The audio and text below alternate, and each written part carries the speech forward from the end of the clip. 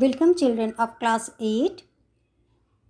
This is the second part of chapter 2. Name of the chapter is Microorganisms, Friend and Foe. This chapter is from biology. Today we will learn about some harmful microorganisms. Microorganisms are very harmful to us in many ways. Some of them cause diseases in human beings, animals, and plants. What are pathogens? Disease causing microorganisms are called pathogens. Learn the term pathogens. Disease causing microorganisms, that means microorganisms which cause diseases, are known as pathogens or are called pathogens. Now, disease causing microorganisms in humans, they can spread the diseases through air, water, food, through insect when they bite, direct contact with the infected person, the cuts and open wounds in the body. Now let us describe one after another. Air, through air. When a person suffering from common cold or flu sneezes, coughs, or spits, then germs are released in the air. A healthy person breathing this air can get infected. Some diseases that spread through air are common cold, flu, chickenpox, mumps, tuberculosis, measles, and polio. Next, microorganisms can spread their disease through water. Example, cholera, typhoid, hepatitis, etc. Then, through direct contact with a sick person, example, ringworm, common cold, flu, chickenpox, etc.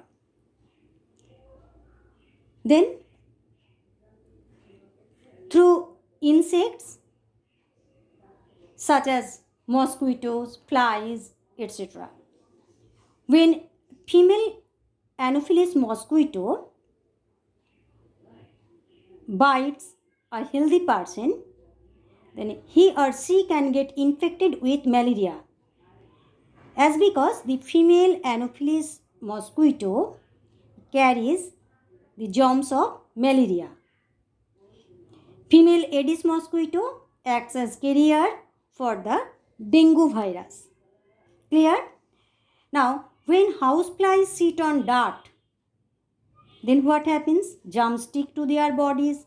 When they sit on food, they transfer the germs to the food. Now, the person consuming the food can become sick. Clear? Okay. Now, the cuts and open wounds in the body, example, tetanus.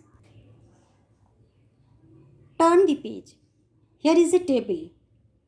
Here, some common human disease caused by microorganisms. Look, first one is tuberculosis. Name of the disease is tuberculosis. The pathogen is Mycobacterium tuberculosis. This is bacteria. Mode of transmission is air. Then measles. Pathogen is virus and mode of transmission is air. Chickenpox, varicella virus, transmitted by air or water. Poliomyelitis, caused by poliovirus, transmitted by air or water.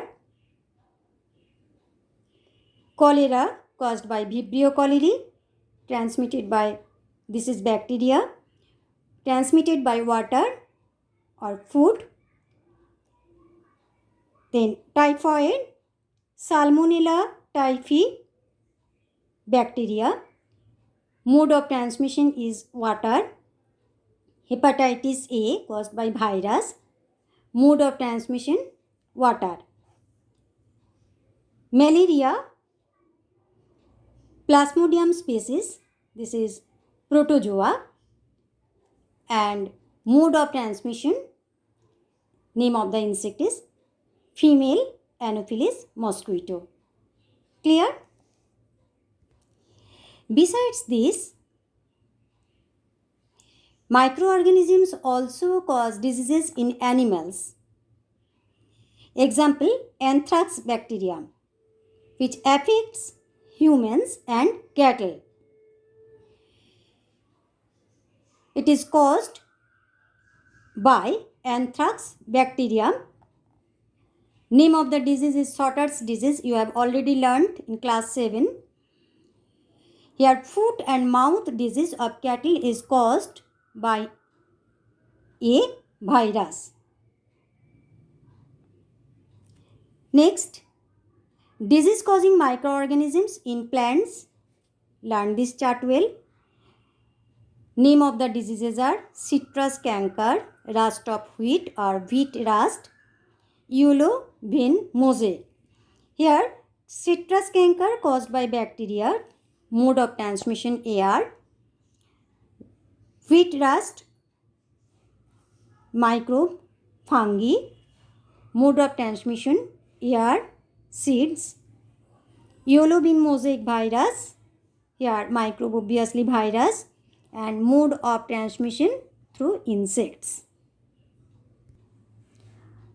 Our next topic is food poisoning. Microorganisms like bacteria and fungi are responsible for spoilage of food. The souring milk, putrefaction of meat, rotting potatoes, vegetables, fruits are due to the action of bacteria. Yeast can also make fruit juices, tomato juice, etc. unfit for consumption due to fermentation. Now, what is food poisoning? Microorganisms growing on food sometimes produce toxic substances which make the food poisonous, and consuming such food can cause a serious illness called food poisoning. That means bacteria or fungi, they may grow on food and they convert the food into toxic substances which make the food poisonous. When a person eat or consume such food, then they may suffer from serious illness. This is called food poisoning. Then how do we preserve food? It is very important that we should preserve food from the action of microorganisms. That means what? We should stop the growth of microorganisms, killing the microbes in the food and stopping them from growing again. Now, what are the processes? Heating, then pasteurization of milk, cooling by chemical method, adding salt, sugar, oil and vinegar, and drying or dehydration. Heating, if we heat the food to a high temperature, it helps to kill the microbes. As for example, milk and water are boiled to kill microbes, isn't it? Second, pasteurization of milk. Learn the spelling well at first. Then, what do you mean by pasteurization of milk? Pasteurization of milk consists of heating the milk to a high temperature of 70 degrees Celsius for 15 to 30 seconds. Means half a minute. and then cooling it quickly. This kills most of the bacteria without affecting the flavor of milk. This is known as pasteurization of milk. This method was invented by Louis Pasteur. This method was invented by Louis Pasteur. Clear? Next, cooling. Cooling food stops microbes from growing and reproducing and hence preserve food. Low temperature stops the growth of microbes. That is why a refrigerator keeps food at about 5 degrees Celsius and keeps it from spoiling for a few days. And deep freezer preserves food at below minus 18 degrees Celsius and can prevent it from getting spoiled for a few months. Clear? Now, using some chemical preservatives. What are they? Chemical preservatives like sodium benzoate, sodium metabisulfate help control microbial growth. They are used to preserve jam, jellies, sauce, etc. Salt, common salt is used to preserve meat, fish. That means edible salt. They are covered with dry salt to prevent the growth of bacteria. We can preserve the food like pickles, chips, etc. by adding salt. Sugar, jam, jellies are preserved by adding sugar, which reduces the moisture content in them and hence checks the growth of bacteria. Oil and vinegar also prevent spoiling of pickles as bacteria cannot live in such environment. Pickles, food item like pickles can be stored for a long time by adding oil and vinegar. Drying and dehydration of food consists of removing water from it. This stops microorganisms from growing as they cannot grow without water. Microorganisms cannot grow without water. Food items like cereals, pulses, spices and dry fruits are preserved by this dehydration or drying method. Next is canning. After sterilizing food, it is canned in airtight containers. Actually, canning consists of sterilizing the food and then sealing it in airtight containers. This prevents it from getting spoiled for over a year. This is canning. Clear? Our next topic is nitrogen cycle. What do you mean by nitrogen cycle? This is the cyclic process of nitrogen being fixed, used by plants and animals and later returned to the atmosphere is referred to as nitrogen cycle. That means the cyclic process of nitrogen being fixed, used by plants and animals and later returned to the atmosphere is referred to as nitrogen cycle. Nitrogen cycle involves the following steps. What are they? Look here. Nitrogen fixation, nitrogen assimilation, ammonification, nitrification and denitrification. Learn step by step. What is nitrogen fixation? In this process, atmospheric nitrogen gas is converted into soluble nitrate. As we all know that green plants, they do not absorb nitrogen gas directly. They can only intake it when it is in soluble in form. So here in this process, atmospheric nitrogen gas is converted into soluble nitrate and is mixed with the soil by the rhizobium bacteria. The leguminous plants root nodules, they contain rhizobium bacteria which can fix atmospheric nitrogen, which convert into soluble nitrate. Now the nitrogen is fixed in the root nodules of leguminous plants such as what are they? Bean, peas, etc.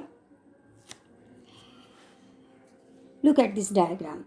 In addition to this, biological processes like lightning, volcanic eruption, forest fire also help in converting nitrogen into ammonia.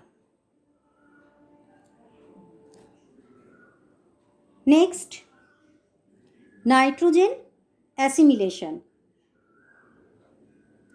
In this process, inorganic nitrogen is converted into usable organic compounds. Usable organic compounds. Underline this one, usable organic compounds. So, in nitrogen assimilation process, inorganic nitrogen is converted into usable organic compounds in organisms. Next step, ammonification. After the death of plants and animals, the organic nitrogen is converted into ammonia. After the death of plants and animals, then the organic nitrogen is converted into ammonia. Here the microorganisms play an important role on dead matter to convert the proteins into ammonia.